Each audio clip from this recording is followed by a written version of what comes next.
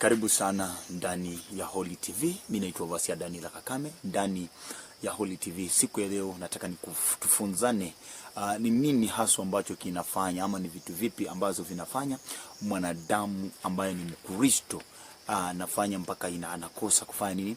Anakosa kufikia destiny yake, kufikia malengo yake. Kuna vitu ambazo kama wanadamu ama Wakristo ambavyo tunavifanya hapa ulimwenguni mpaka zinafanya ya kwamba tunakosa kupata kitu kizuri, tunakosa kufika katika penye tunahitaji.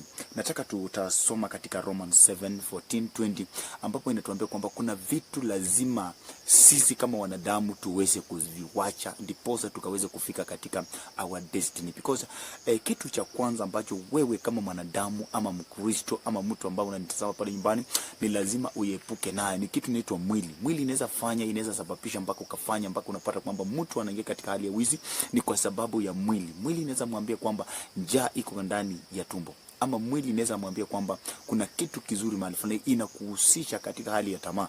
Unapata kwamba hiyo tamaa inakutoa katika uwepo wako, inakutoa katika your destiny. But today want to tell you that wanadamu ama Wakristo wengi tunakosa kufikia malengo yetu. Kwa sababu gani? Tumekosa tunafuata na hisia za mwili. Kitu ya pili ambacho kinafanya ni system and ulimwengu ambayo tunaishi.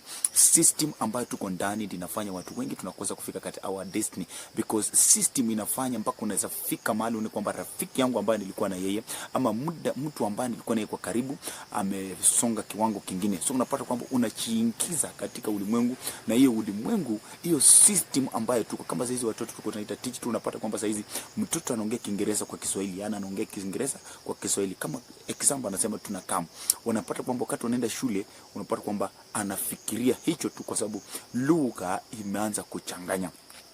So system inafanya mpaka unapata kama ni mwanafunzi anashindwa kufika katika malengo yake. Kitu kingine inaitwa ni shetani, yani Satan anaweza fanya sisi kama Wakristo tunakosa kufika katika uwepo wako. Basi shetani anaingia katika roho yako ama anaingia katika mwili wako, unapata kwamba unachihusisha na vitu. Anatazama Holy TV ndani ya Holy TV. Mimi naitwa Vasia Daniel Kakame, ukanisubscribe na pia unaweza tufuatilia polepole ndiposo ukapate mambo mazuri katika vipindi vyetu vinavyoendelea kupeperusha, kupata mageni, mambo mazuri ambayo iko ndani yenye inafanyika katika ulimwengu.